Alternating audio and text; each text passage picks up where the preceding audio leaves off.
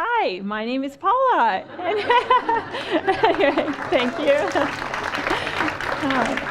So I will say that again. I am here to share some of my story. But I am going to repeat this again too, because I'm serious. You all have a story as well. And it just happens to be my turn today. So I'm going to start from when I graduated from high school. So I went to a private high school, and when I graduated, from my view, I saw people either got married or became drug and alcohol addicts. And I've never been married, so I will start my story there. So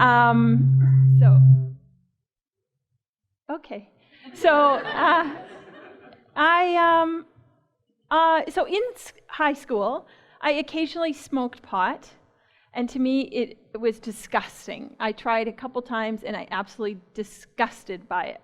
So after I graduated, and through that, I remember too, I was super judgmental to people who were using drugs and who became junkies. So the judgment I had was, what's your issue? Pull it together. You're just such a loser. And I felt too, it was, I judged how they got there, why they're there, and just pull yourself together, for crying out loud. And so I see now in a bigger picture, I obviously needed to go there to learn to have that compassion. Not that I recommend that for people. Truly. Anyway, so I went from smoking pot to crystal meth. It was an area I think I enjoyed it because I didn't feel I was out of my head. I felt like, oh, I'm not even high. This is great. So as I continued to use, and again, I was quite a rookie in it. And as I continued to use, I could see how, again, I still wasn't addicted. It didn't apply to me because I was special, right? So it didn't apply to me. So other people continued, I continued. And I remember as it carried on, it's still that denial I was in. Yes, I'm smoking it, but who cares? I'm not using needles, so it doesn't count, right? I'm not using needles, so I'm not an addict. And I continued carrying on with that. As I went into this scene, I was in East Vancouver, and I remember it getting worse and worse, and you could use more in less time, and worse and worse. And I remember as I sat there, I sat in an attic, and I was sitting on a mattress, and I went into I went into psychosis, which is a hell on earth place to exist. And this was drug induced, and I remember sitting there, and I would be by myself. I had so much fear because everyone was against me. Everyone wanted to expose me. Everyone was wanting to kill me. And so what I found also, that I remember sitting in this attic, and I remember I could see holes in the walls. And I thought, oh my goodness, everyone is attacking me. And I would take tape and run up to the walls and tape every hole I could see because everyone was after me. And it's such a horrid place to live because you can't trust anyone. Absolutely everyone is looking to kill you. I also found too, if I did connect with people or hear people speak, they might be talking about the weather, but I knew what they were actually talking about was how they were going to get me. And it was like, I'm finally getting this information. But however, I went to a place where I thought, if this is life, I'm done. I had no idea, again, how do you get out? Is that even an option? I had no idea. And there's so much shame in that too. If I tell someone I need help, I'm so full of shame that I came to this place. So I remember sitting on this bed in this attic by myself, and I remember sitting there going, I'm done. I'm absolutely done. And I remember also then sitting there, I had all my things to commit suicide. And for some reason, in a moment, literally a moment, and this must be on some magic level, a tiny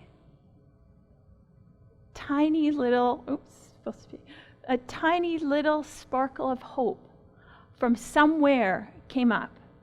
And some part of me went, I've got nothing to lose. I've got absolutely nothing to lose because I'm out anyway. Why don't I ask for help? Why don't I give this a go? Which is cool. I'm still here. Kind of cool. And I remember I called my dad and I said, Dad, I'm going to die. I need help. So he came and picked me up, and I feel so blessed with that. And he didn't judge me. I didn't feel judged, and I was able, despite the shame I had, to say, let's give her. I got nothing to lose, truly. And I thought, I can maybe prove to someone you can do this too.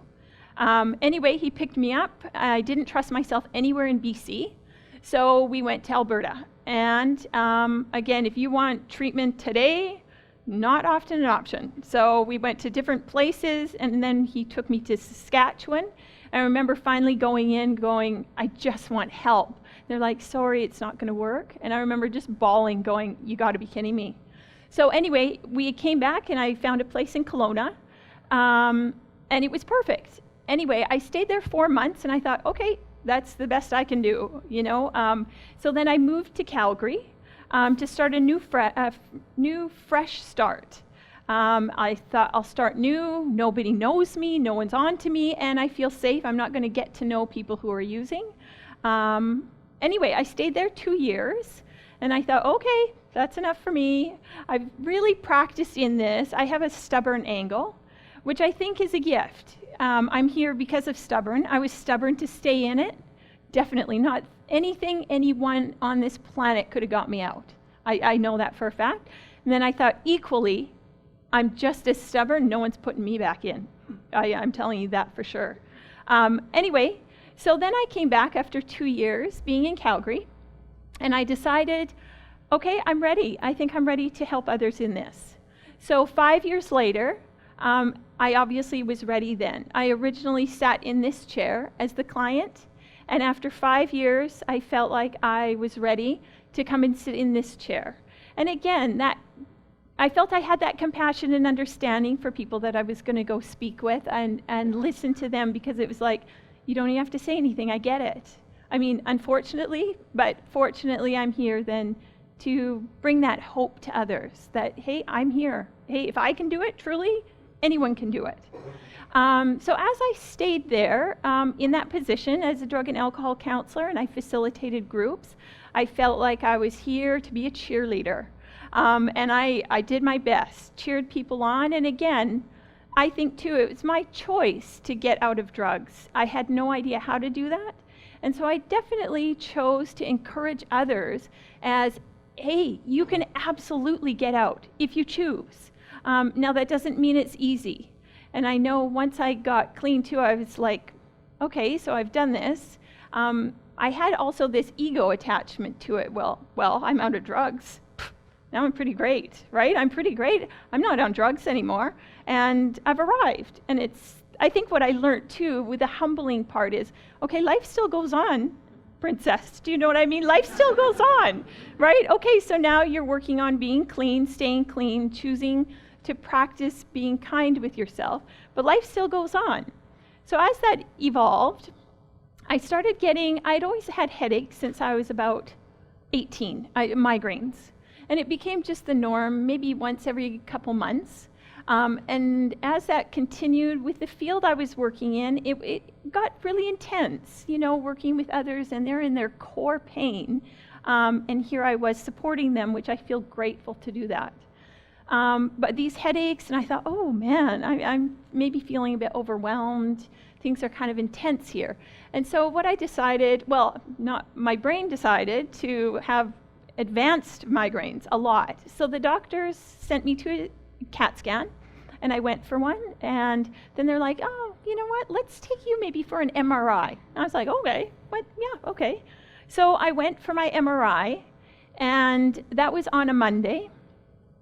4 days later, I remember my general practitioner called me on the phone in the evening, and he said, okay, things aren't looking good on your brain. And I went, what are you talking about? Like, I had a freak out. I'm very thankful for supportive people in my life who stood with me in this. And I freaked out. Like, who doesn't freak out? Well, maybe you don't. That's a good quality. Because seriously. but that wasn't my forte. So I freaked out. So as that progressed, I said, "What's up? Like, what's happening?" So I went. I was then referred to a neurosurgeon, and I didn't even know these words. And going into this, I was in a place too of being quite. I enjoyed being a know-it-all. Even after going through addiction and stuff, it was like, well, I kind of know a bit more than you, but that's okay. Like, I'll help you out with that. And so going into this, part of when this was coming up, so then I had to go meet my neuro surgeon. And I remember sitting there, and I had someone who came with me, and the doctor looked at me and he said, "I just want you to know you have brain cancer." And I remember I had lost it beyond levels of, yes, I lost it when I asked for help through addiction and through that fear of facing things I had no idea how to deal with. And yet this, I felt devastated because, I felt, what? I did my part. Okay, I got clean. I'm helping others. I felt like it was a punishment. I felt like I wasn't perfect enough. And now I have to walk and face this. I felt like it was massive punishment. So I remember getting that notice of, "You have brain cancer." And I went, "You've got to be kidding me." So my perfection issues were really up because it's like I thought I did it perfect, but I got clean. But I did everything I was supposed to do. I was perfect. And yet then I get this. Now, I'm standing here and I think, what a great experience, right? I experienced being a drug addict. I experienced that, and so obviously it was time for me now. I'm going to have something else to experience now. So I went in, I got my first surgery, and again, that was a gift. They took out the size of a lemon, which I didn't even know lived there, and which is a gift I didn't know until then, right? And then it was like a spider, so there's those parts in there. And anyway, so then I carried on. So that first year, they had suggested, well, let's just sit tight and see what happens. And I said, okay. So, being the extremist, right? I was like, yeah, you bring it, cancer. So I decided I changed all my food. I did yoga 4 to 5 times a day. No, not a day, a week. So I did the special water to drink, and I did research. And I think sometimes the internet is a wicked place to do research because it's, I don't know. But so I did do research. And at that time, that was 7 years ago. There was no brain cancer info. So I was like, where do I find this info? There was all the other fairly known cancers available, the info. So I researched. I had connections with people in Calgary, everywhere. And anyway, at the end of the day, they told me I'm now going to have treatment. And I said, thank you for your offer, and that's not happening. But thank you. And I think that was sort of like, but that was me also. That's the empowerment. It's like I still have a choice. My choice is to do me and figure out what's needed.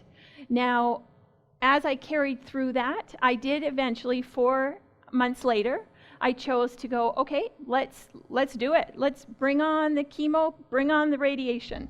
I'll just show you. I'm supposed to. So this is what I wore in my MRI, and it was a big deal. They blasted me with radiation. They wanted to do 7 areas, and I said, you get to pick 1. And they're like, and they said, no, actually, there's a reason we do 7. I finally surrendered. Okay. Anyway, and through this experience, and I know my time is coming to an end, through this experience, however, it was such a gift because it did take some IQ away from me. It took my big words I used away from me. To this day, I often know the first letter, but I don't know the big words. And I thought, okay, who cares? Again, who cares? I'm still here, and I think the gift I could carry on about all of the gifts I have experienced in this process of my life so far. And I find also I am here again, so I can use I don't use big words anymore, but I thought, what a gift that I can be here to continue to cheer people on. I don't know your journeys. It's not my business. But my journey here is to share with all of you, to have that hope in your heart, to know whatever you're facing, that you absolutely can choose to do this too. And I'm cheering you all on.